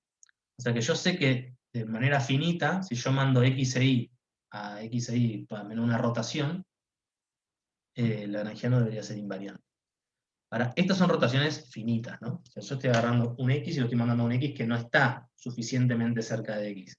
O sea, yo quiero mandar x e y a un x' e y' que sea igual a esto, ¿no? Bueno, para un tita genérico,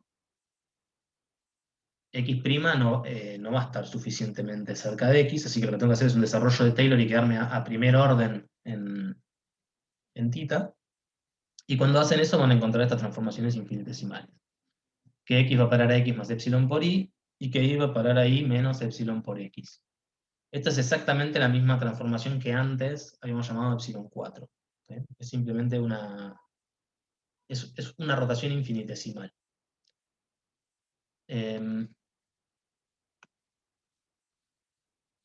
Bien, chequeen que esto que está acá es una invariancia de esta acción. Nosotros ya habíamos visto que esto era una invariancia de esta parte. Ahora simplemente chequeen que da lo mismo, que es exactamente lo mismo, pero con esta parte. Y eso lo que les va a dar, esta simetría lo que les va a dar es la conservación del momento angular. Básicamente es lo mismo que habíamos visto antes. Fíjense que en este caso, por agregar el potencial, perdón, acá el potencial, los momentos no me cambian, son los mismos que antes. Así que la cantidad conservada tampoco me va a cambiar. Bien, y esta cantidad conservada, de vuelta, es la conservación del momento angular. Si lo quiero ver de manera directa, sin tener que hacer este análisis de ver que este lío de acá es una simetría de este lagrangiano, lo que me conviene hacer es cambiar coordenadas en el lagrangiano. Me paso a polares. Como yo sé que B ahora va a ser una función de R, me escribo todo en polares y me doy cuenta que el lagrangiano no depende de θ. ¿No? La energía cinética no depende de θ, el potencial no depende de θ, solo depende de x² más y², que es r². Entonces, θ es una coordenada cíclica, y entonces el momento en θ, el momento conjugado a θ se conserva, y eso es simplemente la derivada del lagrangiano respecto de θ punto, es decir, es m por r² por θ punto, esto es lo mismo que teníamos antes, y esto sabemos que es el momento angular. ¿Está bien? Bueno, y lo que habíamos mostrado antes es que esto es exactamente esto.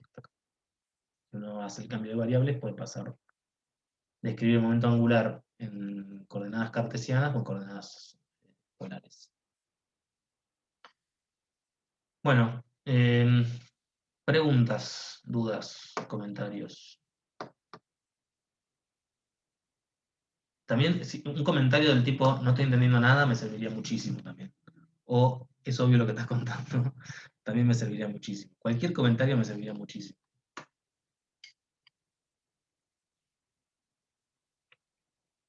Ningún comentario no me sirve, porque no sé qué está pasando del otro lado. Yo tengo una pregunta muy tonta. Cuando vos decís que eso que está ahí es el momento angular, pero yo lo que sabía es que el momento angular era un producto vectorial, Sí. Y no entiendo por qué es eso. Sí, perfecto. Acá lo que tenés, mira, gracias por la pregunta, sí, porque esto es confuso. De hecho, ni siquiera es el momento angular, es una componente del momento angular. Fíjate, ¿cuál es la física que hay detrás de este lagrangiano? Esta es la energía cinética, o sea, y lo que te está diciendo esto es que es una partícula que se mueve en 2 dimensiones, ¿no? En un plano de X e Y. ¿Está bien? Y esto que está acá te dice que está sometida a una fuerza, una fuerza conservativa, cuyo potencial solo depende del radio. ¿Está bien? ¿Eso qué quiere decir? Que la fuerza va a ser una función del radio en la dirección radial. ¿Ok? Sí. ¿Sí? Sí, supongo que sí. Básicamente porque B es una función de R, ¿no? Esto lo lees de acá, y la fuerza es menos el gradiente de B. Y si mirás cómo es el gradiente en polares, la componente que deriva respecto de R simplemente está en la dirección de R versor. Claro, sí. O sea que esto que está acá sería menos la derivada de B respecto de R. ¿Ok? Sí. Bueno, ahora, fíjate, entonces vos acá tenés la partícula M, estamos mirándolo en algún sistema, este es el punto O, ¿sí? Bueno, esto está en la posición R, ¿sí? Que en polares es R en R versor. Fíjate que el torque que está haciendo esta fuerza, y la fuerza está apuntando en el sentido contrario, ¿no? La fuerza siempre apunta hacia O. porque es una fuerza central. Siempre está apuntando hacia O. Entonces, ¿cuánto vale el torque que está haciendo esta fuerza sobre la masa M? ¿Cómo se definía el torque? No me acuerdo con qué letra nos llamábamos el torque, creo que con N. ¿Cómo es el torque respecto de O? ¿Cómo se definía, te acordás? Había que hacer el producto vectorial entre la posición y la fuerza. Claro, y esto en este caso es 0, porque son los dos radiales, ¿no? Ujú. Bueno, esto quiere decir que el momento angular respecto del punto O se conserva. ¿Ok? Claro, sí. Bueno, ¿qué es el momento angular respecto del punto O? Era el producto vectorial de la posición por el momento lineal. Claro. Por P, que es lo mismo en este caso de una sola partícula, que tenemos M por R por B, ¿sí? Y esto es la masa por R en R versor, ¿no? Esto es R vector, producto vectorial, y ahora puedo escribir la velocidad en polares. Esto me queda R punto en R versor más R tita punto en tita versor. ¿Ok? Ahora, el producto vectorial de este término con este me da 0 porque son paralelos. Y como R, tita y z forman una terna derecha, entonces Cada uno. esto me queda m por r cuadrado por tita punto en z versor, ¿no? Y esto como vector es constante. Ahora, el versor z es constante, no es un versor móvil. Entonces esto tiene que ser constante. Y eso es lo que vimos, o sea, recién lo vimos de una manera y antes lo vimos de otra manera, Claro. de la otra manera, la manera nueva de hoy. Claro. La manera de ver que m por r cuadrado por tita punto es constante, en este ejercicio, la manera fácil de ver eso es la siguiente. A mí me dan este lagrangiano, digo, esto depende de r, así que me voy a pasar a polares, que me parece que va a ser más fácil para identificar las cosas. Entonces, vengo acá y me escribo el lagrangiano en polares. Digo, pero el lagrangiano no depende de tita. Entonces yo sé que el momento respecto de tita se conserva. Y bueno, si calculo el momento respecto de tita, es la derivada del lagrangiano respecto de tita punto. Así que me da exactamente lo que se conserva. Esta es la componente z del momento angular. Está bien. ¿Sí? Sí, ahora sí, gracias. De nada. Perdón, una duda que me entró ahora. Vale. X cuadrado más Y cuadrado no es R al cuadrado. Sí. Es que depende de R, ¿no? Que es R. Sí. Entendí. Perdón. Ok. Bueno. ¿Alguna otra duda, comentario, observación? Ezequiel, Daniel, ¿quieren comentar algo, agregar algo? No. Bueno. Veamos otro ejemplo, entonces, un poco más raro. Ahora, fíjense que acá ya medio que me independicé de la idea de fuerzas, ¿no? Ahora directamente trabajo con potenciales. Entonces puedo hacer la que quiera, puedo proponer el potencial que quiera, puedo decir que es continuo, que no es continuo, no sé, puedo jugar. Entonces, acá voy a proponer un potencial que no sea continuo, sino que pega un salto. ¿Está bien? Esto quiere decir que en esta parte es constante, yo estoy en una sola dimensión acá, ¿eh? No, perdón, estoy en dos dimensiones. Tengo velocidad en X y en Y. Pero el potencial solo depende de X, y no es algo continuo, sino que viene siendo una cosa constante, y de repente pega un salto y pasa a ser otra cosa que sigue siendo constante, pero que toma otro valor, ¿no? Entonces fíjense que si la partícula está del lado izquierdo, ¿a qué fuerza va a estar sometida la partícula en toda esta parte de acá?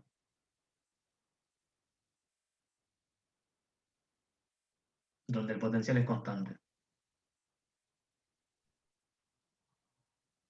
0, porque A es el 0. gradiente y no varía. Claro, como el potencial es constante, el gradiente es 0, la fuerza es 0. Del lado derecho, lo mismo, ¿no?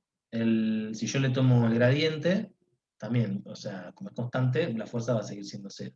Pero en el medio el potencial pega un salto, es discontinuo. Entonces va a haber un efecto instantáneo en el momento en el que la partícula cruce, que le va a generar un cambio a la partícula. ¿Está bien? Entonces, bueno, veamos cómo puedo hacer para ver cómo es ese cambio que le genera.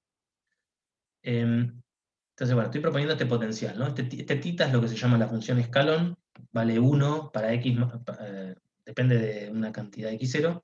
Para todos los x que están por encima de ese x0, la función vale 1, y por detrás vale 0. Entonces, nada, esta función que está acá, se puede dibujar de esta manera. Antes de x0 vale b1, y después de x0 vale b2. ¿Okay? Bueno, el potencial no depende de I, ¿no? Así que I es una coordenada cíclica, por lo tanto, el momento lineal en I se va a conservar. ¿Ok? Y tampoco depende de T, explícitamente. Así que yo sé que el hamiltoniano se va a conservar. ¿Ok? Y eso es todo. O sea, si yo me pongo a mirar qué otras simetrías tiene esto, en principio creo que no tiene ninguna otra simetría. Así que las únicas cantidades conservadas son estas. Y yo puedo decir ahora cuánto vale ¿cómo se llama? Cuánto vale H y cuánto vale P sub I. H es o sea, P sub I es lo que es la derivada de Lagrangiano respecto de I punto, que es siempre lo mismo, es M por I punto. Y el hamiltoniano tengo que hacerme toda esa suma sobre momentos conjugados por las coordenadas generalizadas derivadas y restarle el Lagrangiano. ¿Está bien? Bueno, en este caso va a ser simplemente la energía del sistema. Bien, entonces se conserva el hamiltoniano o la energía, que es la energía cinética más la potencial. De vuelta, esto es, o sea, lo que tendría que decir estrictamente es que lo que se conserva es el hamiltoniano, ¿no? Pero en este caso yo sé que además el hamiltoniano es igual a la energía, porque el lagrangiano no depende explícitamente del tiempo, y la forma en la que interviene el tiempo es a través de derivadas temporales que están elevadas al cuadrado. Así que yo sé que la energía se conserva, y también sé que se conserva el momento en I. ¿Está bien? Entonces, por ejemplo, si viniese una partícula, entonces la situación es esta, ¿no? Estoy en un plano, y tengo una región del plano que llamo 1, donde el potencial vale B1, y tengo otra región del plano donde el potencial vale B2. Entonces lo que quiero ver es qué pasa con una partícula que se está moviendo acá. Entonces, de un lado del plano, la partícula no está sometida a ninguna fuerza, ¿no? Y del otro lado del plano tampoco está sometida a ninguna fuerza. Lo que va a pasar es que cuando cruza de un lado al otro, se va a chocar con una barrera, y algo va a cambiar. Entonces, inicialmente yo lo que digo es que viene incidiendo una partícula con un ángulo θ1, ¿sí? Y cuando pasa, va a pasar con un ángulo θ2. En principio no sé si estos ángulos son iguales o no, tendré que analizar. La velocidad con que viene inicialmente la llamo v sub 1, que esto es un dato, supónganse que es x1 punto, y1 punto, viene con esta velocidad, y en toda esta parte, mientras esté siempre en 1, no va a pasar nada, con esta velocidad va a ser constante, porque no tengo fuerzas en 1. Y cuando pase, lo mismo, la velocidad en la parte 2 también va a ser constante. No necesariamente va a ser igual a V1, pero va a ser constante porque yo sé que en V2 no tengo fuerzas. Entonces la pregunta es cómo cambia la dirección de esta partícula, ¿no? Y para responder esta pregunta lo que tengo que mirar es cómo cambia la energía, y tengo que plantear que se conserva la energía, ¿no? Es decir, que la energía acá es igual a la energía que está acá, porque esto lo acabo de determinar por simetrías de Lagrangiano. Esto es una cantidad que se conserva, y además yo sé que el momento en I se conserva, ¿no? Ahora fíjense, el momento en I es I punto, es la velocidad, a menos de la masa, es la velocidad que viene teniendo la partícula en la dirección de I. Eso no cambia. O sea que esto que está acá, esta componente de la velocidad va a ser igual a esta componente de la velocidad. ¿Ok? Sin embargo, el módulo de la velocidad 1 y la velocidad 2 sí va a cambiar, porque la energía se conserva, pero la energía potencial es distinta en la izquierda que en la derecha, ¿no? O sea, esta es la energía potencial a la izquierda, esta es la energía potencial a la derecha. A la izquierda tengo un V1 constante, y a la derecha tengo un V2 constante. ¿Está bien? O sea que el módulo de la velocidad sí va a cambiar, porque yo tengo que igualar esto a esto. Entonces, Si la componente y de la velocidad no cambia, pero el módulo sí, lo que va a estar cambiando es la componente x de la velocidad, ¿no? Entonces, el ángulo con que viene la partícula va a cambiar necesariamente. Entonces, lo que pregunta es, bueno, ¿cuál es la diferencia entre estos dos ángulos? Este es uno de los ejercicios que está en la guía, yo se los dejo acá resueltos porque quiero que haya consultas.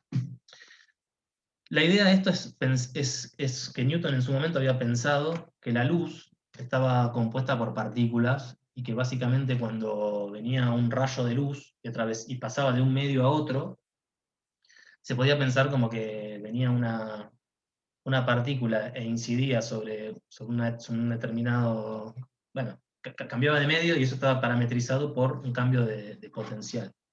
Y lo que sucede es que ¿cómo se llama? El cambio del ángulo con que pasa de un medio al otro no es el que está predicho por la mecánica clásica. Entonces, tenemos claramente la luz no es un fenómeno que pueda estar descrito por las ecuaciones de Newton. Lo que determina posta a posta cuál es el ángulo ¿cómo se llama? Creo que se llama refracción, cuando uno pasa de un medio al otro, es lo que se llama la ley de Snell. Y eso lo vamos a ver en la segunda parte del curso. Y la idea, creo, del ejercicio es mostrar que no es lo que se calcula acá, con este ejercicio. Así que con esto se lo dejo como ejercicio, está en la guía. Lo que le quería mostrar es el planteo del ejercicio. Que lo que tengo básicamente es un potencial que pega un salto, y a partir de ese potencial yo puedo ver que hay cantidades conservadas, y eso automáticamente me dice cómo va a cambiar el ángulo con que pasa la partícula de un medio al otro. Bien, bueno, esto se los dejo para que jueguen ustedes. Y déjenme ver si hay algo más. Bueno, no, de verdad tengo otro ejercicio que le propongo que lo lean, esto está en la página. Prefiero dejar tiempo para consultas porque deben estar agotados. Pero bueno, para resumir, si yo tengo un sistema físico que puede ser descrito en el formalismo lagrangiano, que de vuelta, ese es el caso en el cual no tengo fuerzas no conservativas que estén haciendo trabajo, excepto aquellas que son fuerzas de vínculo, que imponen vínculos holónomos. Entonces me puedo escribir un lagrangiano, y en ese caso, a partir de estudiar las simetrías del lagrangiano, puedo determinar cuáles son las cantidades conservadas. ¿Está bien? Y eso lo que tiene de bueno es que me evita tener que testear todas las hipótesis estas de si la sumatoria de fuerzas externas es cero, si el torque respecto a algún punto es cero, si las fuerzas no conservativas no están haciendo, bueno, sí, no están haciendo trabajo, ese tipo de cosas. Fíjense que un comentario, puede ser que haya ejemplos que se describan por lagrangianos en los que la energía no se conserva, ¿no? Porque puede ser que algunas de las fuerzas de vínculo que estén imponiendo vínculos holónomos estén haciendo trabajo en mi sistema. Entonces, este es un sistema en el cual tendría una fuerza no conservativa que me está haciendo trabajo, así me está cambiando la energía, pero que aún así admite una descripción lagrangiana. Cuando ese es el caso, lo que va a pasar es que o el hamiltoniano se conserva, pero en ese caso no sería la energía, o directamente ni siquiera tengo invariancia frente a traslaciones temporales, en cuyo caso no tengo ni siquiera conservación del hamiltoniano. Pero bueno, es una forma de identificar qué cantidades se conservan, que es mucho más rápida y eficiente si uno le agarra la mano a tratar de estudiar cuáles son las simetrías en un lagrangiano.